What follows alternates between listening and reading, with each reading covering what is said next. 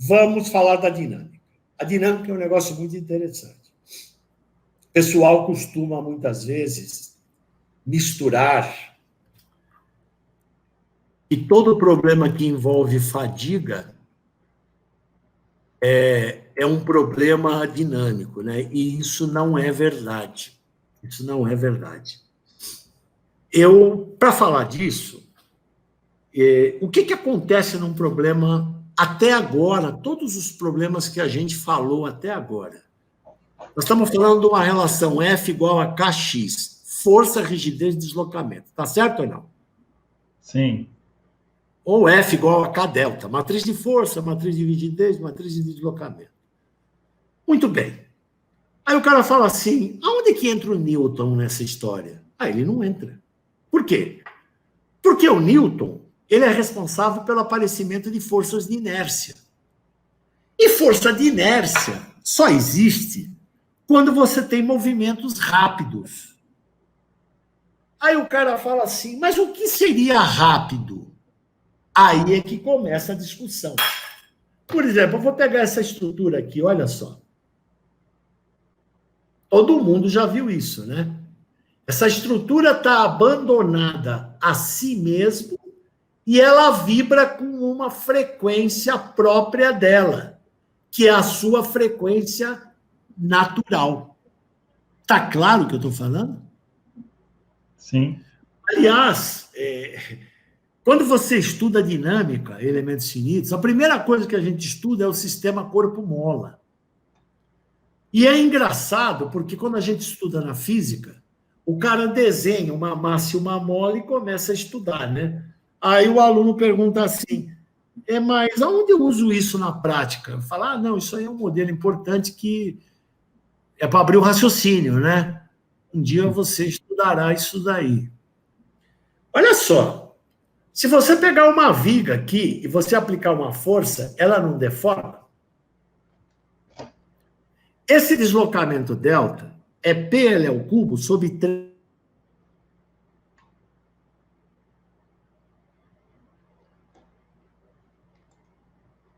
Professor, acho que eu... PL ao cubo. Deu uma travada na internet. Deu uma travada? Posso voltar? Pode. Eu vou aplicar Pegar a viga. Peguei a viga, ela deformou aqui, eu tenho um deslocamento, que é 3... o delta é PL ao cubo sobre 3EI. Se eu pegar o P de um lado e o delta do outro, eu vou ter uma constante, 3EI sobre L ao cubo. O que é o E? É o modo de elasticidade do material. I é o momento de inércia da viga. E L é essa distância. Ou seja, isso aqui é uma mola. Agora eu pego uma massa aqui e coloco aqui. O que é isso daqui? Isso aqui é uma massa mola, aquela que você estuda na física. Sim. Quando você estuda dinâmica, cada grau de liberdade de uma estrutura é um sistema massa-mola. E, além do mais, se você deixar ele aqui, depois de um certo tempo, ele amortece. Ele perde energia devido ao atrito. Como é que eu calculo a frequência natural? É a raiz de K sobre M. Lembra dessa fórmula que a gente usava na física? Sim. K é rigidez e M é a massa. Aí você pergunta, e quanto é que vale a amplitude de vibração? Mas nem o bispo de Passo Fundo sabe, pô. Isso é um problema possível e indeterminado. Depende do deslocamento inicial. Você faz isso daqui, solta, ele fica abandonado a si mesmo. Ou seja, a amplitude depende do valor inicial que você tira o cara daqui. Aí você vai fazer o seguinte, você fala, eu vou lá no software e faço uma análise modal. Por que o software não me pergunta um amortecimento na análise modal? É para facilitar a conta? Não! O software não te pergunta o amortecimento, porque o amortecimento só influi na amplitude, e a frequência natural não depende da amplitude. Então, quando você faz isso daqui, a frequência natural não é raiz de K sobre M? Tá claro o que eu estou falando? Sim. Agora, o que mede a frequência natural? Ela mede a rapidez com que a estrutura oscila. Se você pegar uma estrutura vibrando, ela tem energia potencial aqui, não tem velocidade. toda potencial é transformada em cinética. A velocidade máxima é no centro, e na ponta ele para. Quando você diz que a frequência natural da estrutura é 100 Hz, ela está oscilando, ela dá 100 oscilações em cada segundo. Aí você vai fazer um teste de fadiga nesse cara, como a gente fez no truque do metrô, lá no IPT. Eles ficaram 3 milhões de ciclos, e a frequência com que ele fica excitando é 3 Hz. Nós calculamos o eixo da correia da Ford e tinha um teste de fadiga, 5 Hz. Agora eu te pergunto, uma coisa que todo mundo sabe, a frequência e o período não são grandezas inversas? Lembra disso? Sim. Tá certo?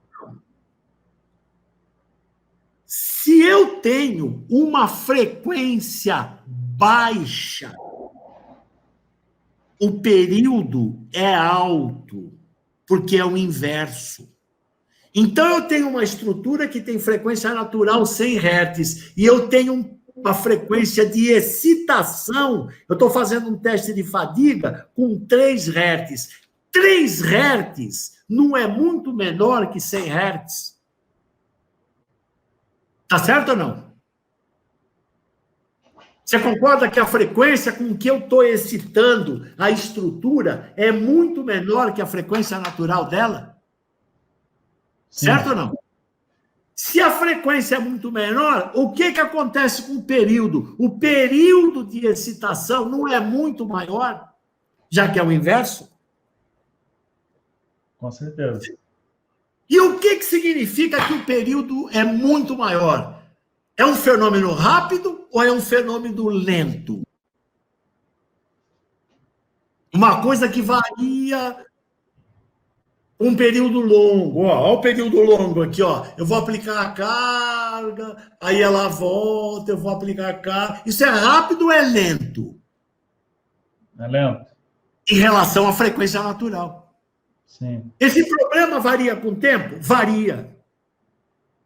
Tem fadiga? Tem, porque onde tem variação com o tempo tem fadiga. É um problema dinâmico? Não. Eu não preciso comprar um software dinâmico para resolver esse problema. Para ter problema dinâmico, eu preciso ter a frequência de excitação que esteja próxima da frequência natural. A frequência natural é a carteira de identidade da estrutura. Aí você chega para mim e fala assim, mas essa torre aqui, olha só, olha essa torre aqui, ó. Eu tenho um sinal totalmente irregular. Como é que eu vou saber? Por exemplo, eu calculei as frequências aqui, ó. É que aqui é uma outra história, né? Como a gente queria a frequência da torre inteira, a frequência do modelo de viga e de casca dava a mesma, então era muito menos trabalhoso resolver. Essa é a equação da dinâmica, olha só. Se você pegar aqui F igual a KU, é a equação da estática. Quando você envolve dinâmica, tem aceleração, que é a segunda derivada do espaço. Agora, quando você tem um problema lento, não tem aceleração. Então, o teu problema é calcular do F igual a KU. Ou seja, a força pode variar com o tempo. Mas se ela variar com o tempo lentamente, não tem força de inércia. Esse problema é tratado como estático. E você calcula a fadiga.